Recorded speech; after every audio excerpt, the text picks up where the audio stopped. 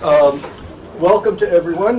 Just like Andy, I'm always used to speaking in Hebrew, so it's a treat to have the opportunity to speak in English. I'm the rabbi of the New Kehillah Ramat Aviv. You're all welcome to come if you're ever in Tel Aviv.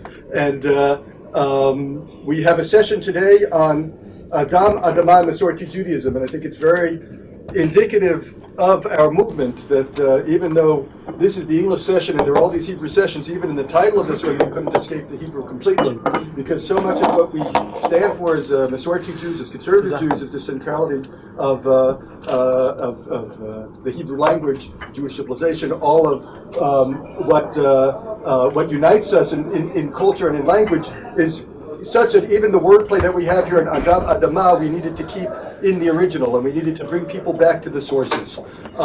We have three speakers here, and each are taking the wordplay, and the reason we needed to, I need to start with the explanation why they didn't just say, give translations for the word Adam and Adama to show that we have a connection between it, because each one of our speakers is going to approach it from a very different perspective.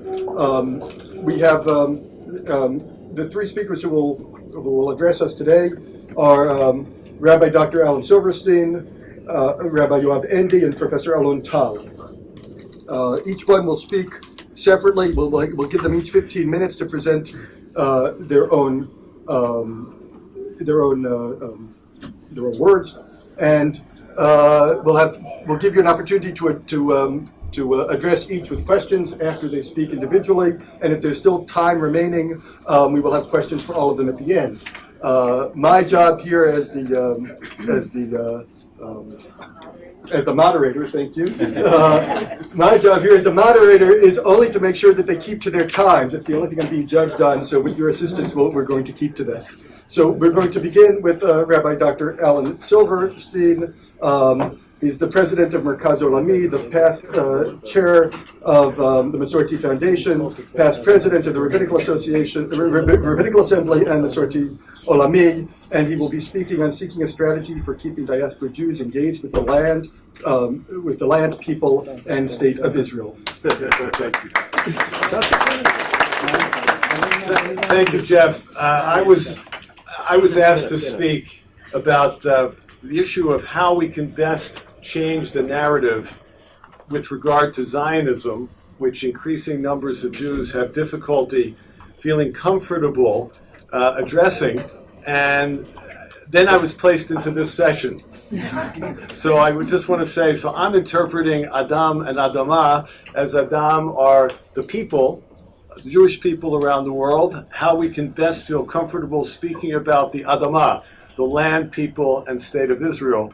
So I mentioned this to my daughter-in-law, and my kids live in Modi'in, and my 5-year-old granddaughter was listening to my description of what I was going to say, and she ended up, I didn't know she was on the phone, and she said, "Right on, Saba." So I hope that you like it too. The issue of terminology is important. Last year, Muhammad Ali died, and he was famous for the Black is Beautiful movement. Why was that important? Because the word black had been a term of gnai, a term of negativity, and therefore people were reluctant in the African American community to use the term black. And so they revived the term black. And so when Michelle Obama was leaving the White House, she said with pride that I have two beautiful black young women who have grown up here in the White House. Black was revived. We in the Jewish history know about this. In the 19th century, in American Jewish life, the term Jewish was a term l'gnai. And so when the first organization of congregations was established, it was called the Union of American Hebrew Congregations, the Hebrew Union College.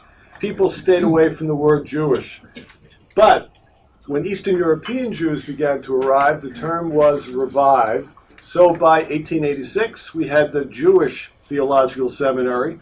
We had the American Jewish Committee a couple years, about 15 years later, etc. So we can do it.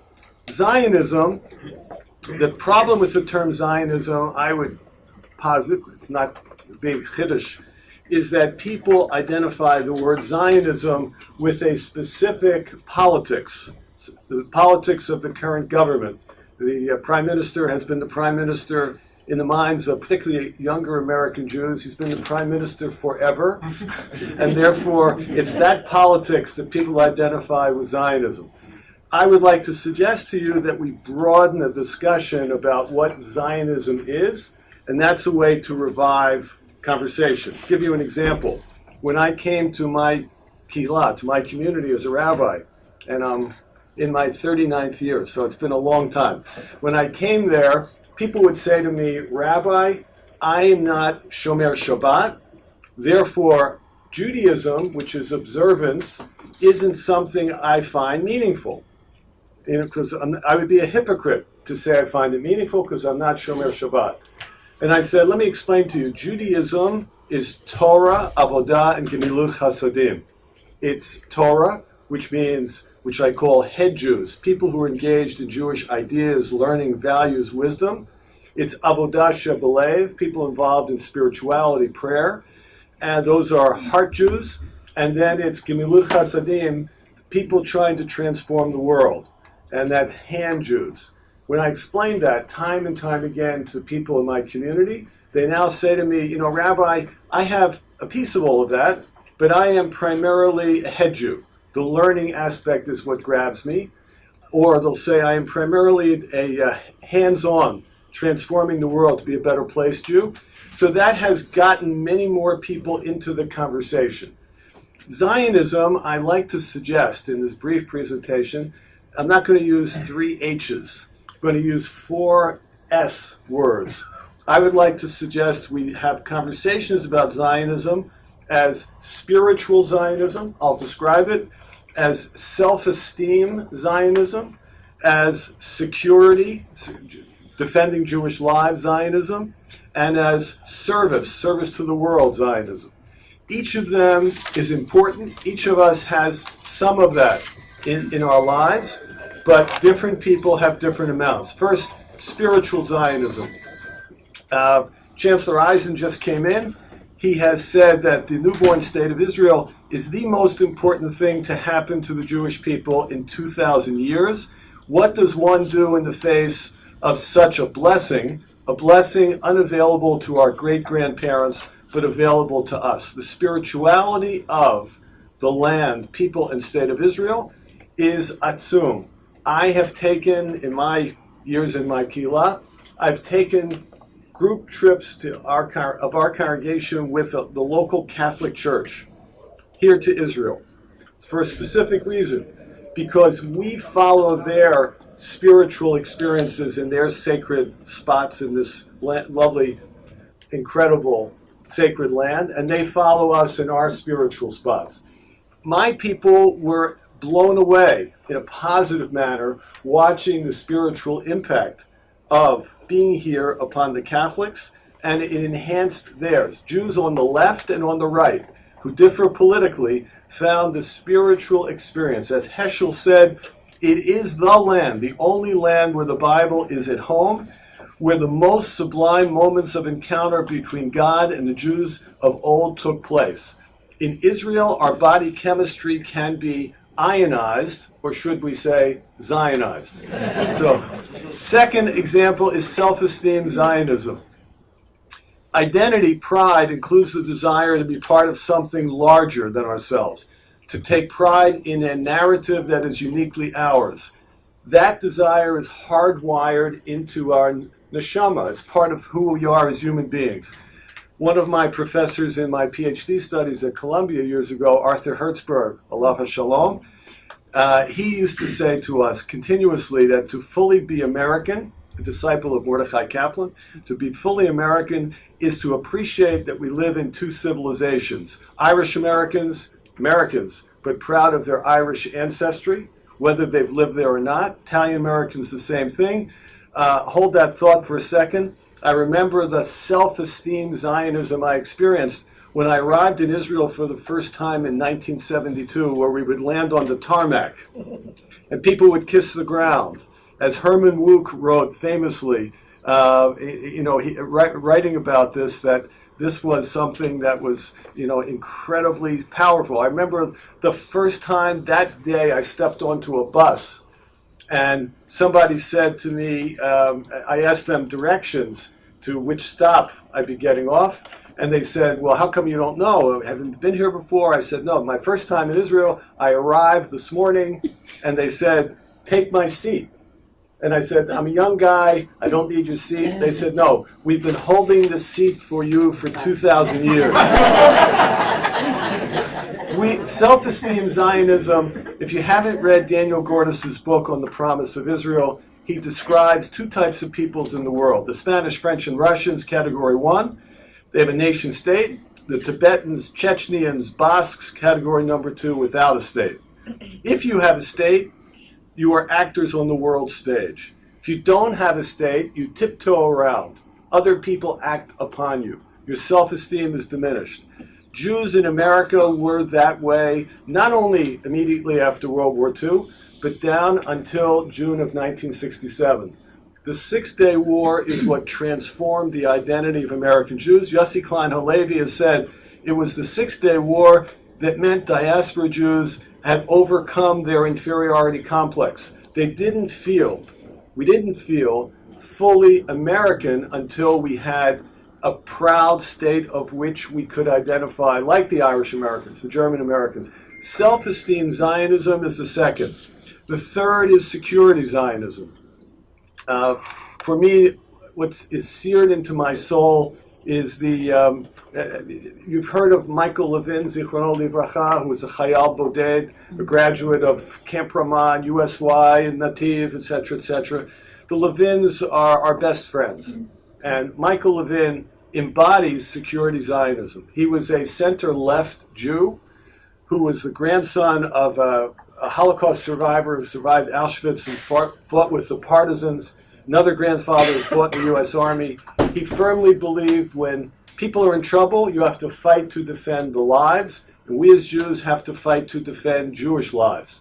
And so he made Aliyah in order to join the army.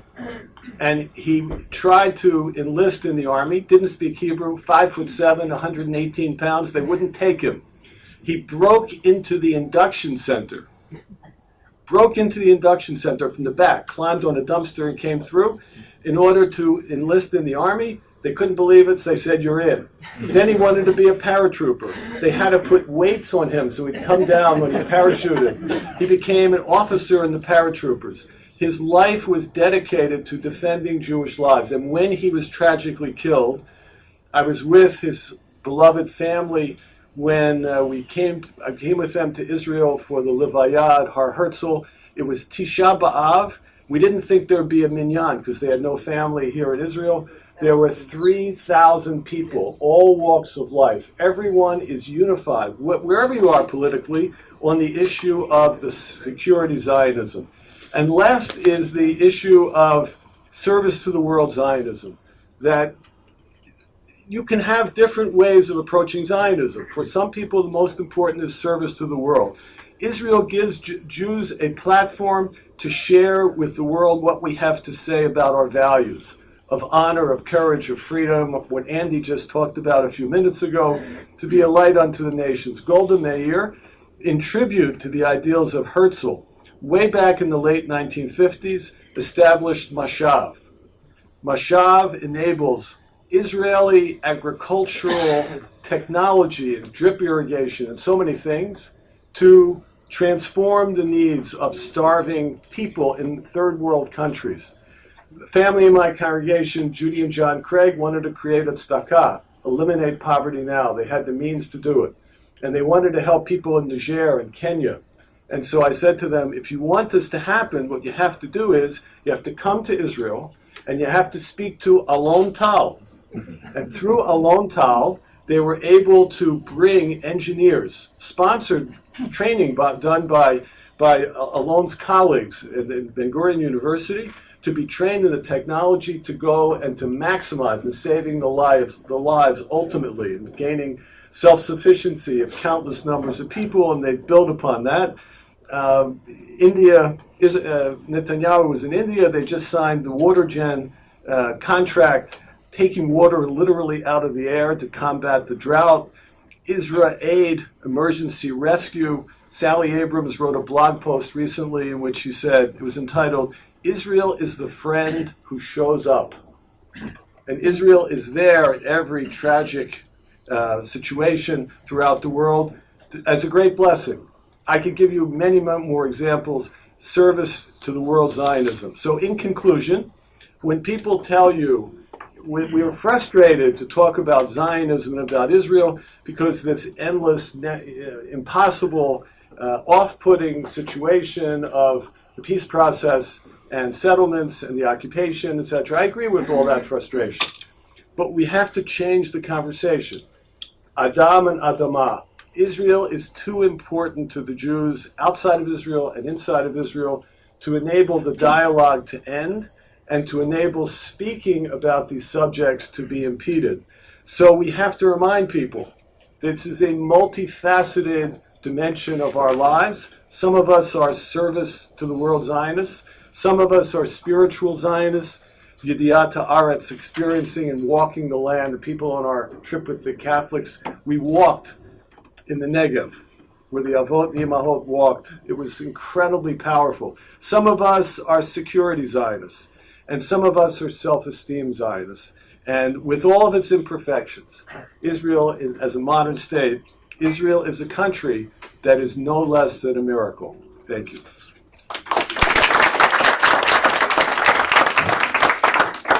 Thank you. Any questions?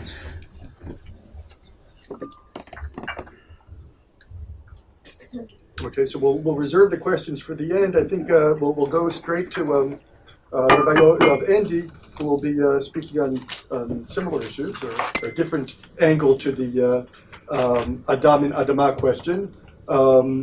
He is a 2009 graduate of the Mechon Shechter, of the Shechter Institute. He's married to Shira. He's a father of four. He founded, among the founders of the revitalized Kibbutz Hanaton and the head of its leadership midrasha. And he is speaking on where is the truth, connecting to land or connecting to God. Shalom lekulam. I'm going to stand up. I don't know how to talk when I'm sitting down. What can I do? As Adam ve'Adama. Where is the truth? Is it in the land or is it connecting to God? I want to tell you a little story, which I hope that I can go back to if I still remember it when I'm done with the ideas that I want to share with you. When I was in rabbinical school in Shechter, we had conversations with students from JTS and Ziegler, and I remember it was Tu B'Shvat, and I remember one conversation with a rabbinical student, and I we talked about Tu B'Shvat, and I said, Tu B'Shvat, the fruits of the land of Israel, thinking, eating. Why do we eat dried fruits? We can eat fresh fruits, v'chulei, planting, connecting. And he told me that he thought Tu B'Shvat wasn't connected to Israel at all. It's the idea of ecology, of land, of preservation, but it's not a holiday which is connected to the specific land of Israel. And I told him, listen, it might be your idea, but first of all, you're wrong. Where did it begin? He said, no, listen, it's not, and I'm respectable. He said, it's you have to understand, it's much bigger than that.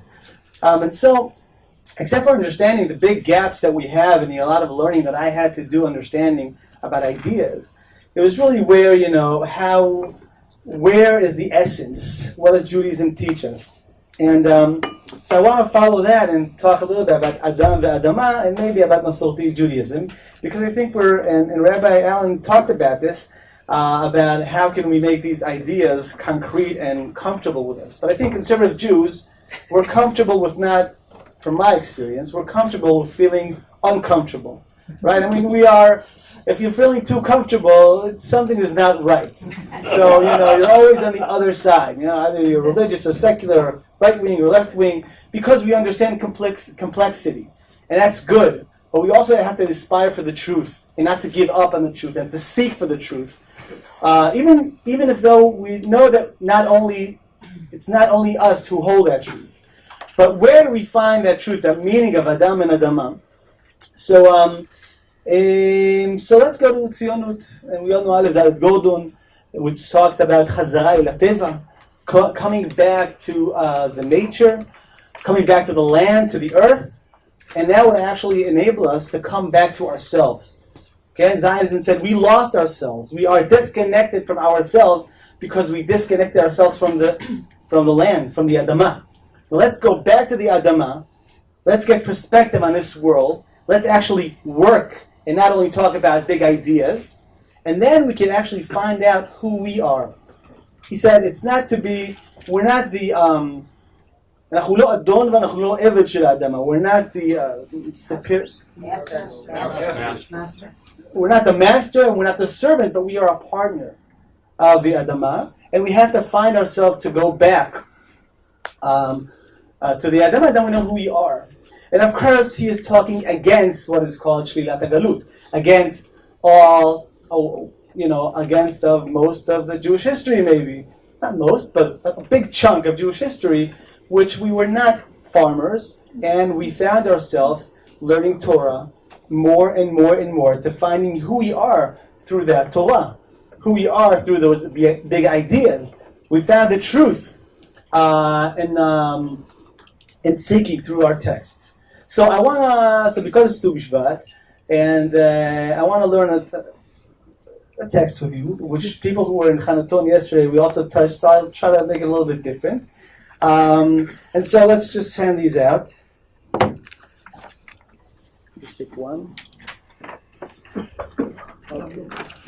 And the person who is teaching this text is called Rabbi Shimon, but maybe I will call Rabbi Shimon Bar Yochai. Not that I'm sure that's right, but I'm comfortable with it, and I think it makes a lot of sense that Rabbi Shimon Bar Yochai, he taught this Mishnah.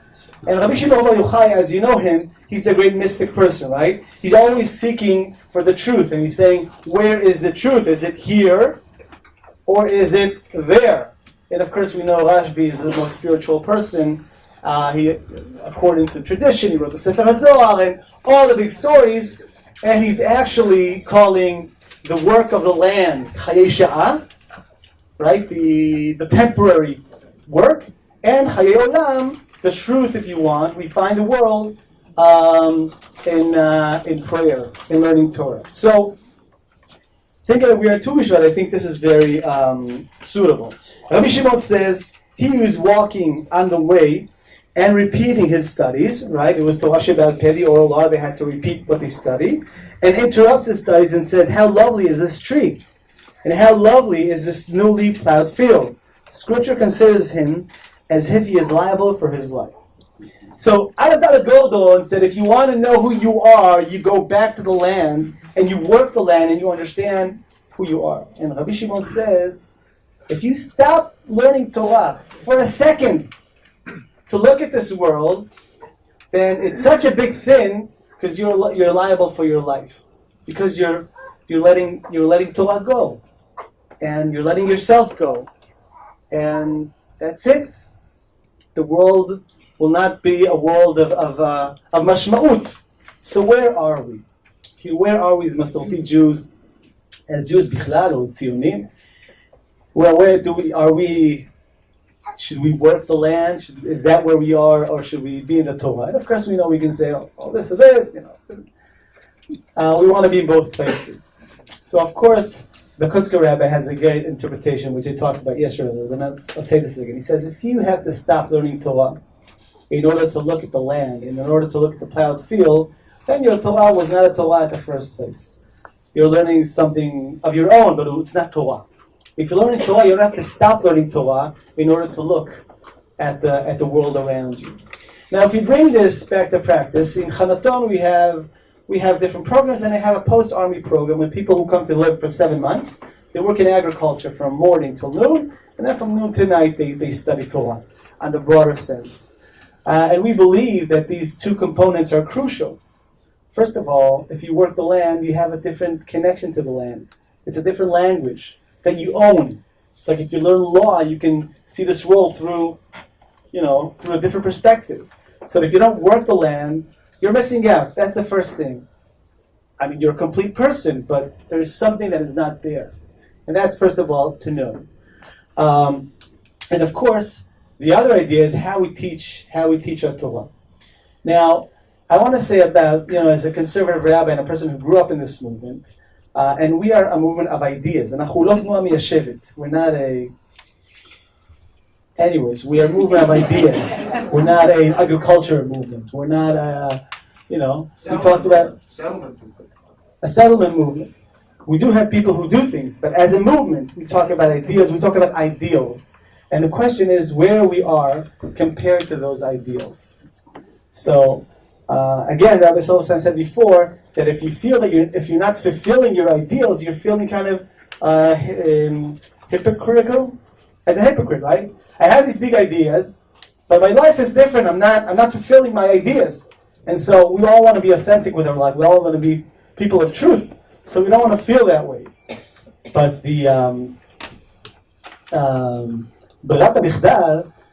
what happens is sometimes is that we kind of cross out on these ideals because we want to feel comfortable with ourselves, which is it's very kind of new age to feel good about yourself, to love yourself. I want to love myself. I don't want to feel too comfortable with myself, right? So if I say to myself, well, doing the halachic work is so important, then it's not an ideal. I just feel good with who I am and what I do, and that's the best. And so there's no ideal there. If I say tzionut, making aliyah, I'm not going to make aliyah, so let's just cross it out. It's not an ideal. And once we cross out ideals, then we're losing a lot. Then I think is where the slippery slope begins. So it's knowing to hold that tension between understanding, as much as it could seem very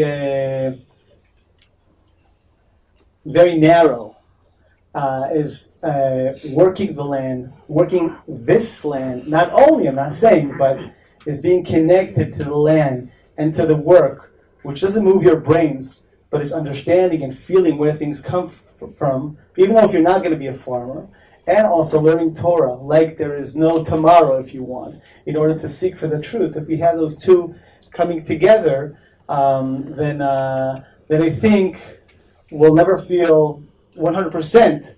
But I think if we talk about Adam ve'Adama, I think we'll try to walk that path and become richer and better people. And I think our challenge as an ideological movement really is to keep on learning Torah and to keep on thinking about ideas, but always bringing them back into practice. And I would say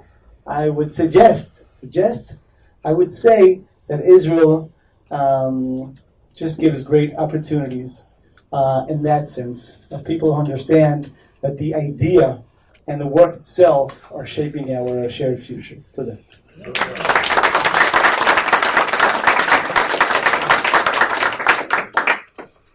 So thank you very much. We will let all three speakers present their initial statements, and then we'll open it up to questions for everyone. Just place a piece of paper with Professor Alon Tal's. Speaking to the microphone. Yeah. Okay. Sorry. So I'd like to introduce Professor Alon Tal, and I will tell you more about him when I find time. Okay. And he will speak to us about from radical amazement to radical environmentalism.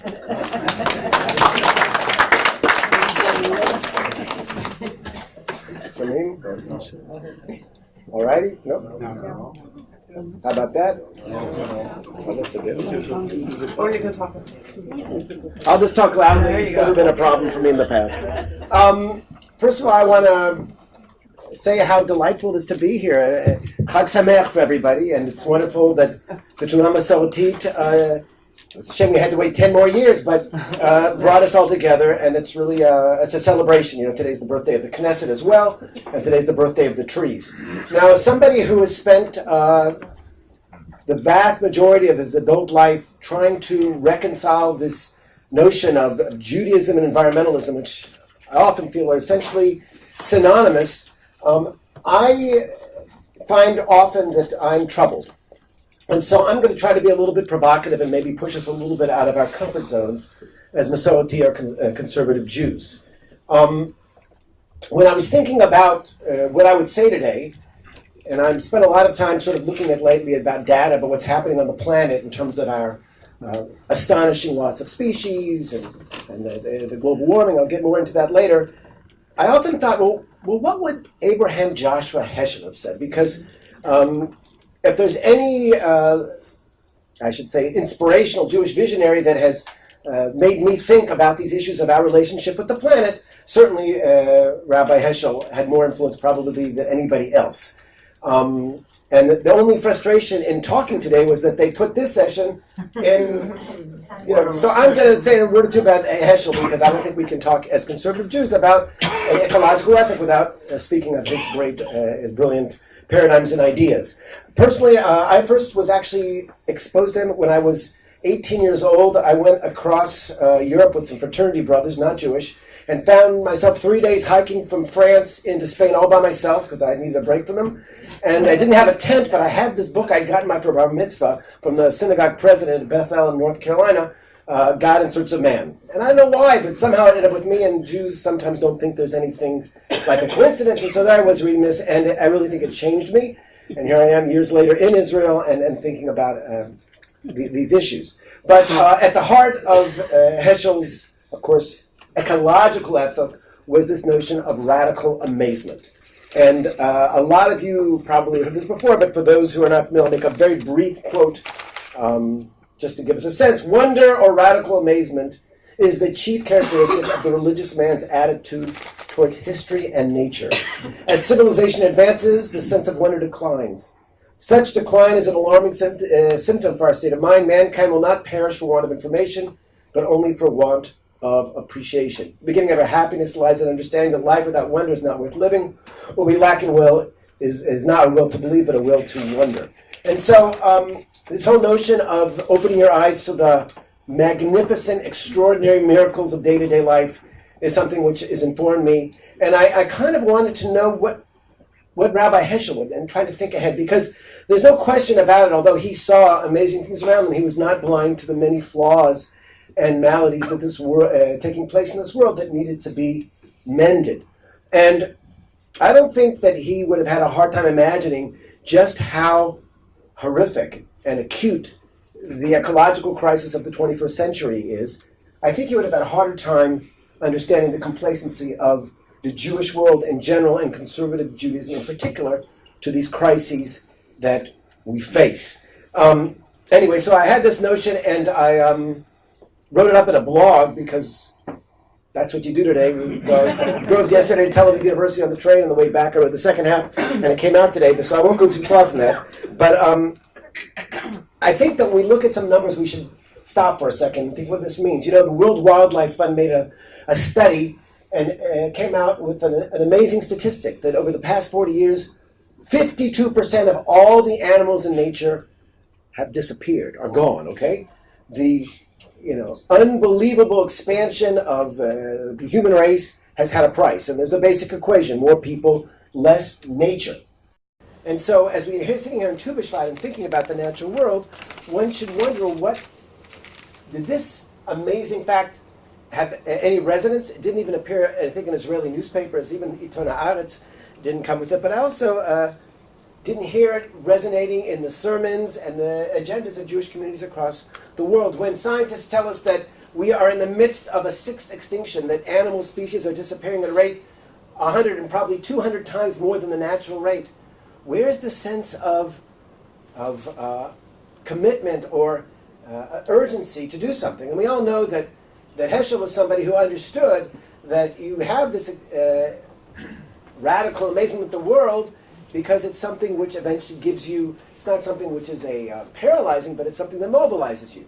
And that's how this, heir to Polish, Hasidic Judaism found himself marching across the Selma Bridge in that famous iconic photograph, linked in arms with Martin Luther King's and the leaders.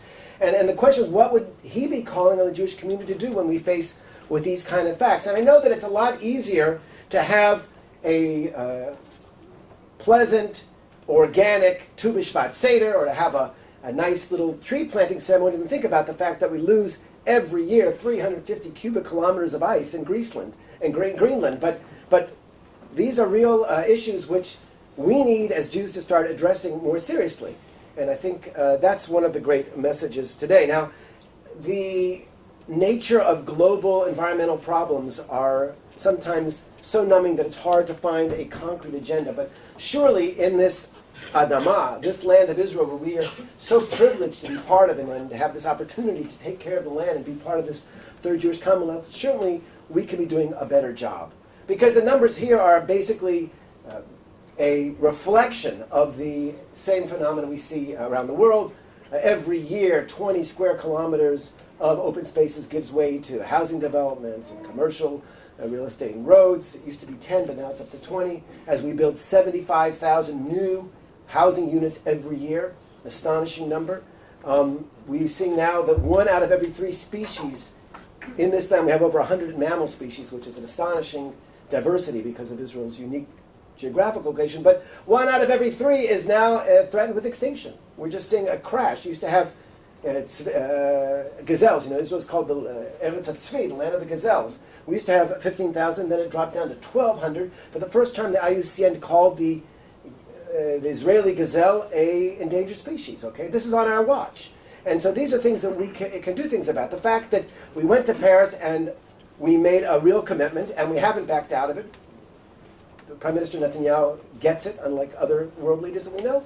But the fact is that because our population is growing so fast here, the emissions that Israel sends into the atmosphere, the greenhouse gases, goes up from year to year. These are things which should matter to us as Jews. And when I think about a Jewish agenda for the future, I think that one of the reasons why we find in some places that the conservative Jewish message is not resonating is it's not radical enough.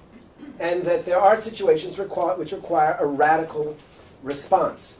And when I think about a sort of a Tu B'Shvat message today for the conservative movement, is let's realize that these are not ordinary times, and they require unusual solutions, and moving ourselves out of our comfort zone. I made a list of questions. We have some rabbis in the room, and I'd say, well, why don't rabbis start asking questions like, is it still legitimate to call any kind of beef kosher when the meat industry contributes 17% to the global greenhouse gas emissions? Maybe we should say beef is off the table until further notice, until we can, I don't know, have cloning or something like that. Do we really want to continue to allow the kind of crass consumption which really characterizes so many of the bar mitzvahs and weddings in Israel and around the Jewish world, and try to push our people to do things a little bit differently, a little more modestly, and the like? Should we allow SUVs and other kind of vehicles in our synagogue parking lots?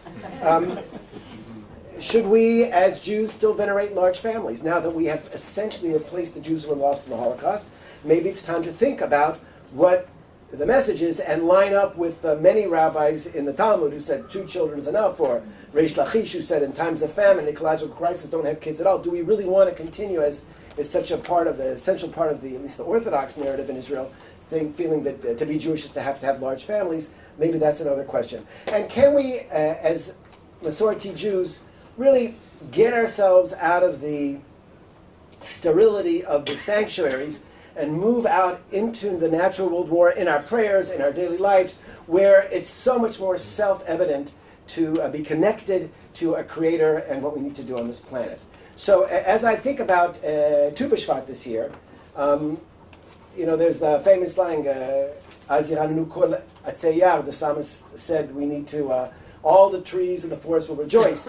And if we're going to anthropomorphize trees and celebrate their birthdays, I think we owe them much more. I mean, let's remember that every decade an area of forest the size of Costa Rica disappears, okay? So we can plant trees in Israel, and we're doing a pretty good job of it.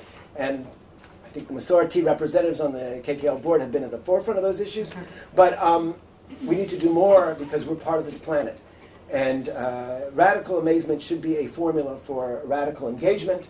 And I call on all of you who think about ways to make Judaism relevant in our lives to see that connection, because I do think that these two concepts are essentially synonymous. So hope that was sufficiently self-righteous and indignant, and we can have a discussion. That's it.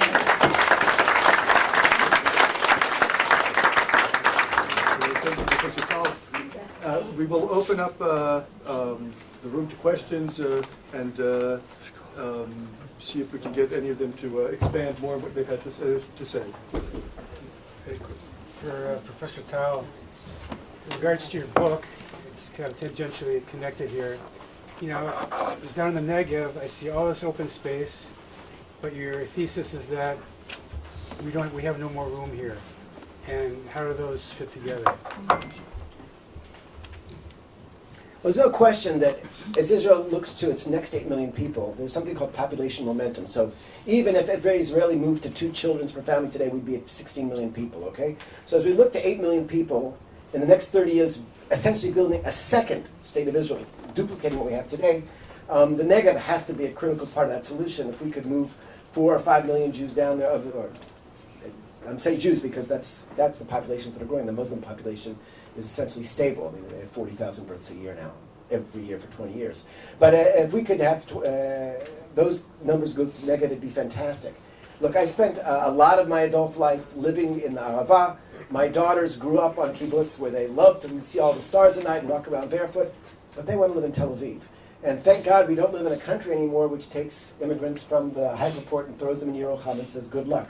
So I think we need to do everything we can to encourage that area. But even with the Negev, Israel remains the second most crowded country in the Western world, and our density is going to skyrocket. Without the counting the Negev, where only 8% of Israelis live, we have over 670 people per square kilometer.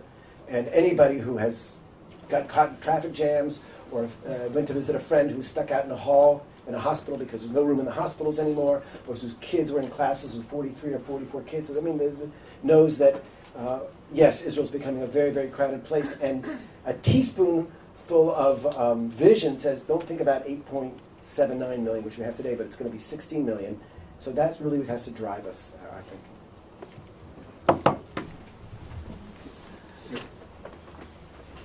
Professor Tal, what you said spoke to us very strongly.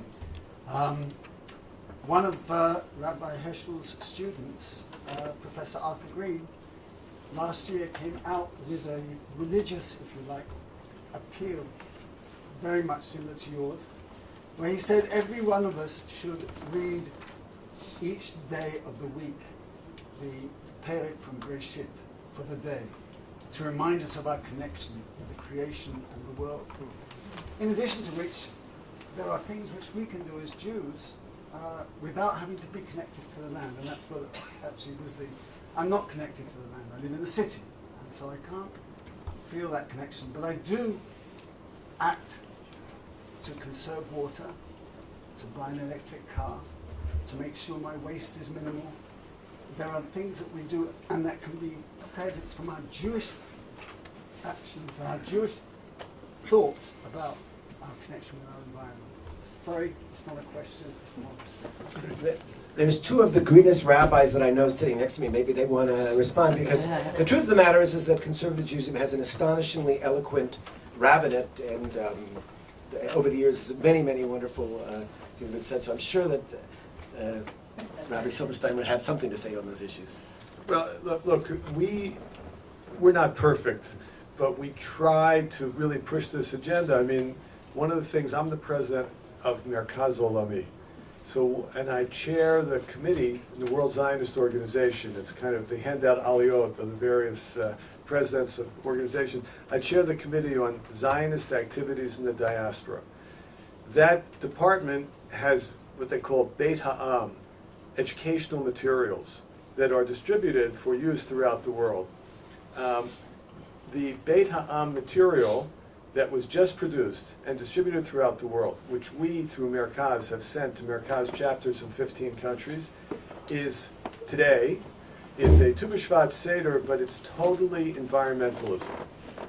In other words, the entire booklet is to take the issues that were so eloquently described by Professor Tal and the connection to the Adama by Rabbi Ende, and to put these into concrete, practical terms.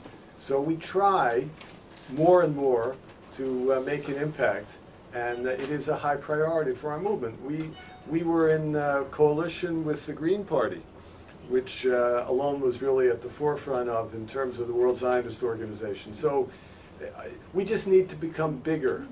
We have to become more numerous so that our imprint will become stronger. So, do you have anything? Wait, did you okay. Okay, my name is Nina. I'm from Carmiel, and since I'm Nina from Carmiel, and every year in our shul, our family organizes the Seder Tu B'Shvat because we became parents on Tu B'Shvat 40 years ago. Try to get paper plates in this country. Try it, at least. Maybe in the cities you can. Every single place in Carmiel, no, we don't have paper, we have plastic. Or some kind of biodegradable corn husk, which costs almost as much as porcelain. I wonder if our movement could not take the initiative of persuading the environmental ministry to make it easier to get biodegradable one-use plates and cups, and perhaps have some kind of tariff or some kind of, prohibitive tariff on the plastic. Because I heard there's an island in someplace in the sea that's as big as the country of France that's just plastic. I feel very strongly about that. In fact, when I saw plastic cups on the Tu B'Shvat Seder table, I had a fit. But I always order lots of paper stuff. There's a place in Haifa that provides it. I really think maybe our movement could do something, very tachlis for the environment. So I just want to say two things. First of all, I see we have representatives here from Hod V'Hadav. The great city of Kfar Saba banned plastic bottles from any municipal event 5 or 6 years ago. I think the Tnua Masorti should take that position. Bring a water bottle or a mug.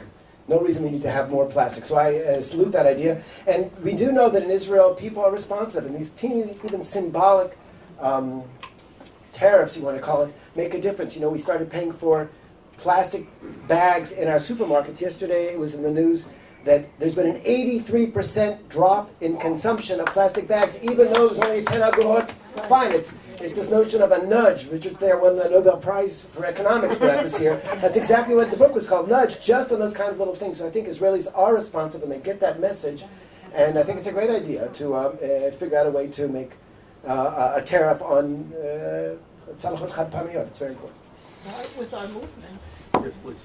Mark Papazian for Rabbi Silverstein. So you described 4 narratives, and I'm sure you're aware of the data that suggests American youth are increasingly disconnected. At least their self-identification with Israel appears to be weakening.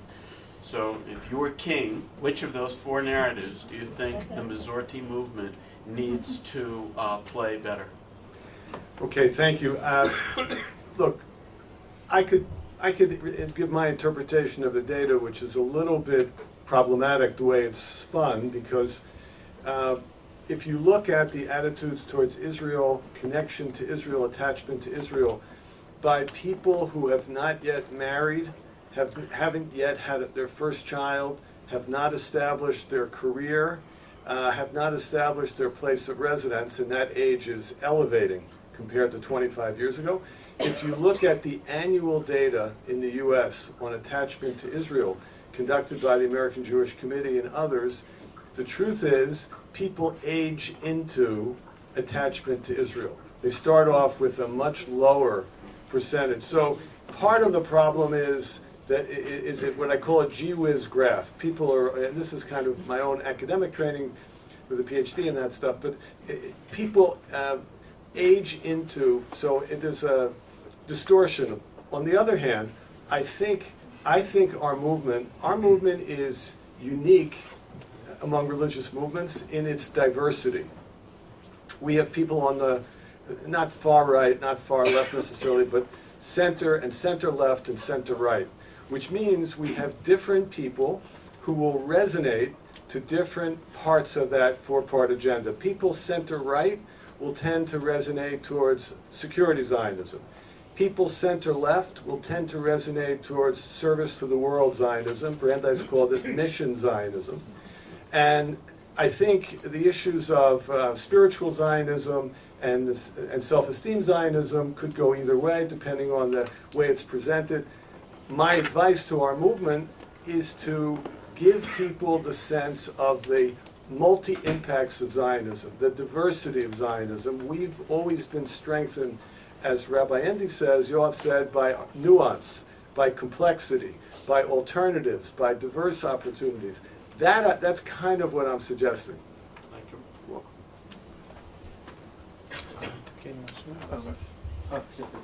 My name is Ed. I'm from Magen Avraham in Omer. I think you made a very good presentation, Professor Tal, but there are some things that you said, like get out of the sterile environment of the synagogue in order to do something about the environment. I hope you really didn't mean that. Yeah, I misunderstood what I meant. I can explain that. Okay, and the second point about earth warming, I think everybody agrees that the temperature is going up. But Not everybody. As far as I know, there still is a difference of opinion of why. The earth is getting warmer, and it may be a natural cycle. It may have nothing to do with what we're doing. And you present all of your facts as if they're facts straight. Did you ever hear of the author Michael Crichton, who was a medical student? He finished Harvard Medical School. Unfortunately, he's dead. But he pointed out the fact that you mentioned about glaciers in Greenland melting. There are other glaciers that are getting bigger.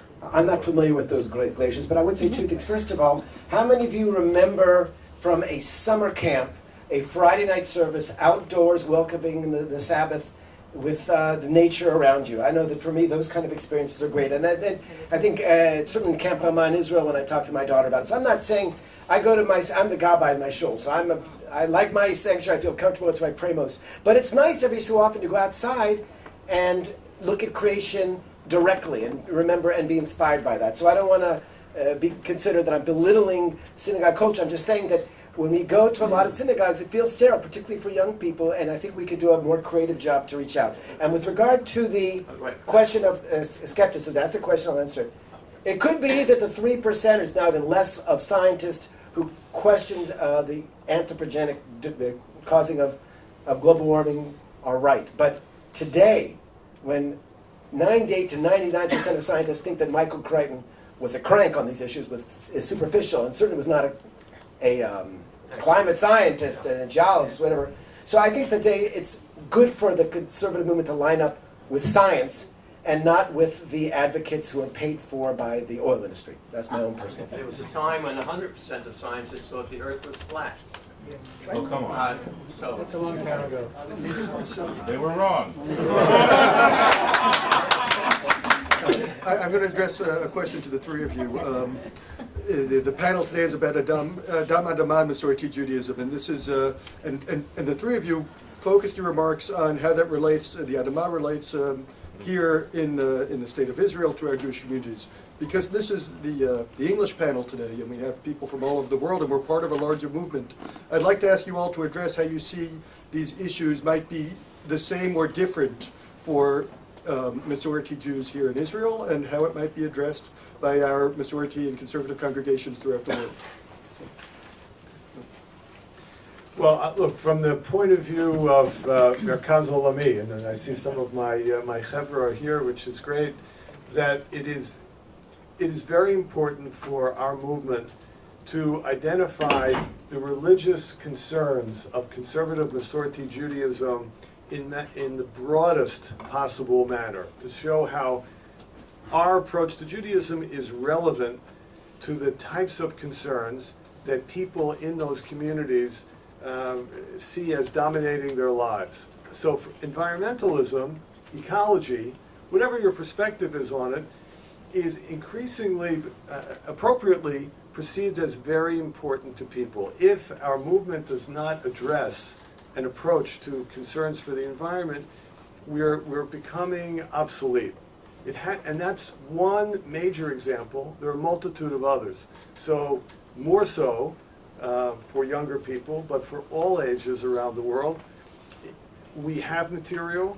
We're going to develop more material, but that is certainly pivotal to keep us fresh, alive, and to really show how religion is not, as Alon said, not only in terms of tefillah, but in terms of values, is not restricted to the arena of prayer alone. That's that whole head and heart Jew.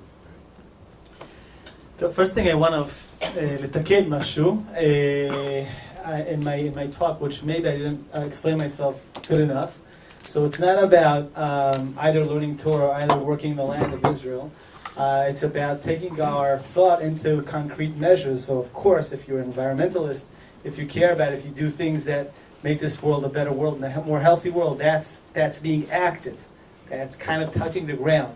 Of course, not canceling the ideal of working the land and agriculture in Israel. So, but I want to refer to the question. People may disagree with me, but I think that fighting for endangered species or buying this material, not that material, these are very important questions. But the people who fight the struggle, there are the people who are on the extreme. There are people who will tag along. But as a movement, I think that we have to look at the main road, and the main road for me is understanding that, I'll say this in Hebrew, then I'll translate it. שמאבקים סביבתיים זה מאבקים חברתיים.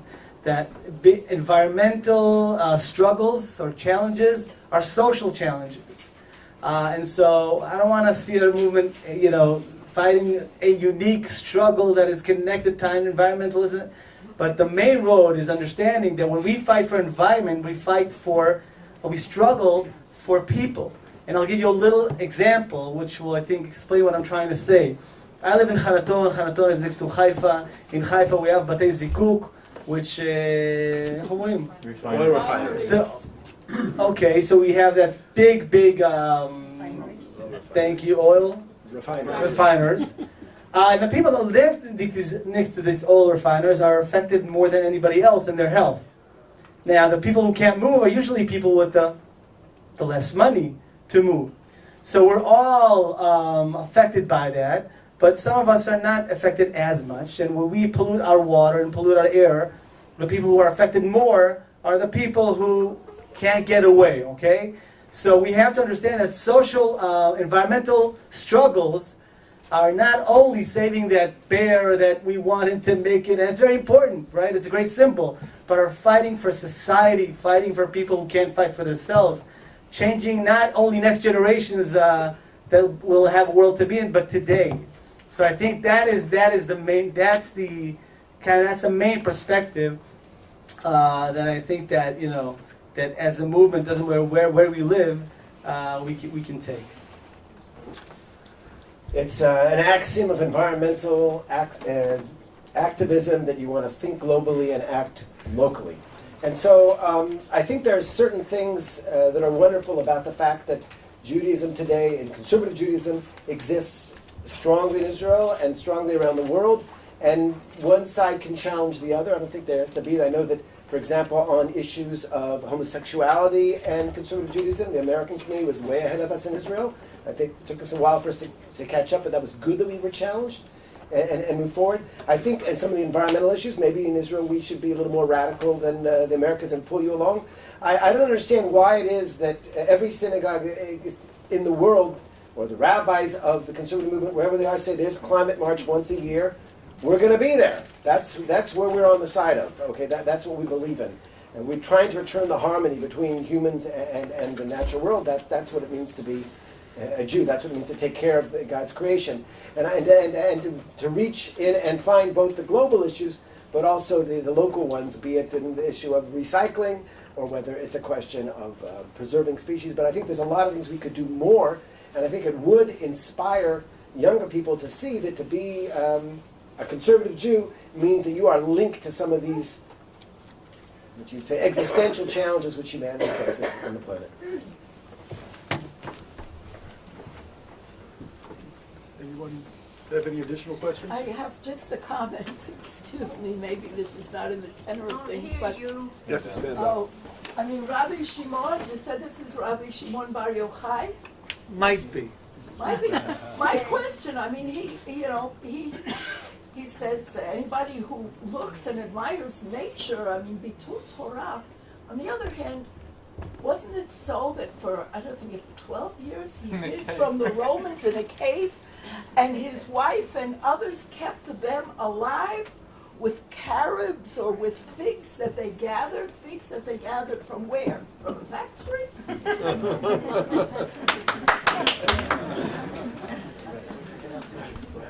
Rabbi Yoav, how many years has Hanatone had the post-army training for 8 months?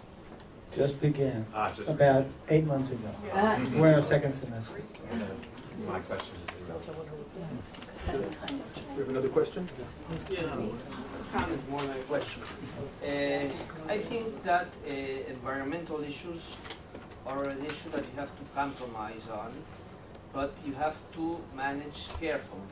Speak louder. Radical environmentalists are not realistic, and they're not complying with things. For example, if you close the oil refineries, if you close all the industry, then you have no contamination and you don't affect the people that live nearby.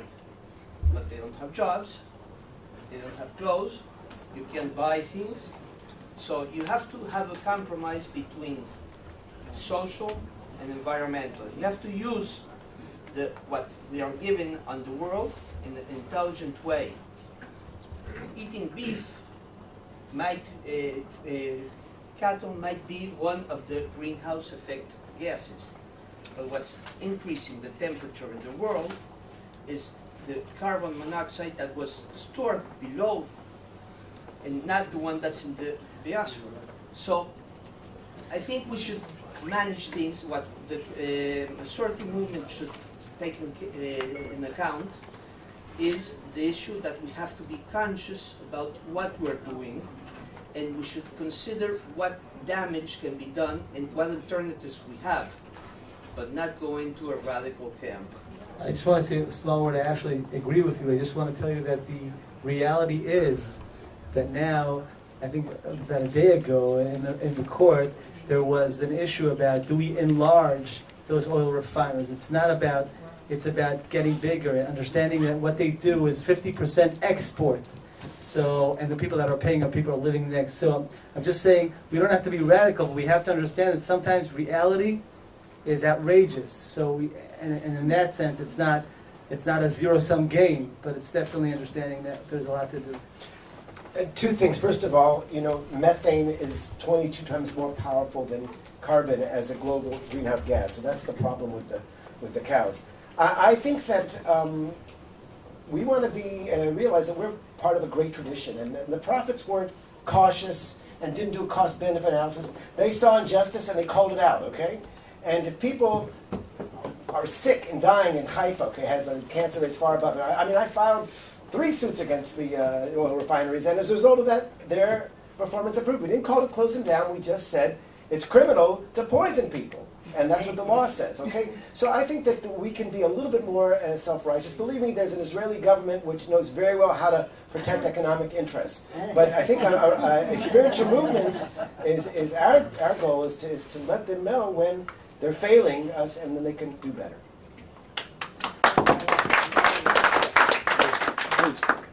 For how Leandro from Argentina, Brazil, America Solami board. For how long do you think that it will take part of a generation to do these baby steps, changes, in order to get more friendly with the environment? For example, for me it's natural, some things that for my parents aren't almost irrational.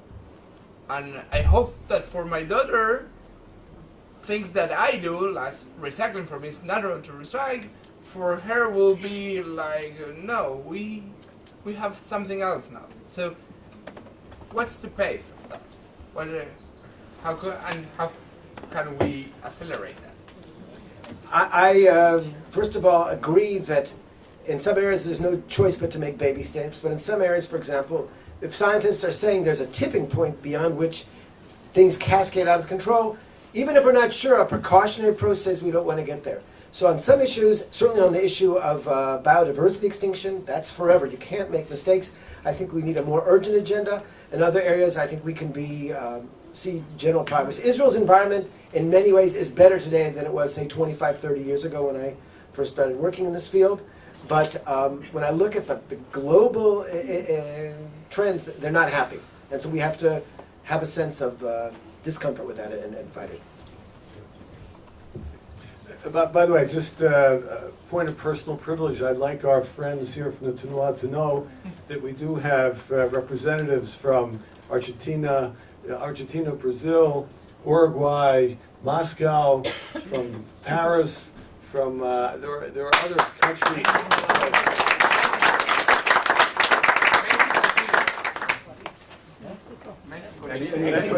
Mexico. I didn't see it. Mexico. Thank you. So I would like to thank all of our speakers. We spoke today. Oh, is there another question? We spoke today about Adam and Adama, and we went back to the original Hebrew in order to make that connection with Adam being the masculine, being humanity, and Adama being the feminine, being the land. But we also see this intimate relationship between the two, and the fact that they're both there, and that connection is not coincidental. We all know that Adam, the first Adam, was made from the Adama, and we see ourselves linked, and we see these issues linked right from the start. And so, like many things that we do in the Masorti movement, where we take these concepts and yet we read them anew and with fresh eyes every year, we know that the relationships as we've redefined them within the movement between men and women are constantly changing. Just as we see with our three speakers, that the relationship between Adam and Adama are also concepts that we review and we look at again from Tu B'Shvat to Tu B'Shvat in terms of the relationship between the male and the female, between humanity and the earth, and how we live together because we are all linked to each other. So I want to thank the three of you and thank all of you.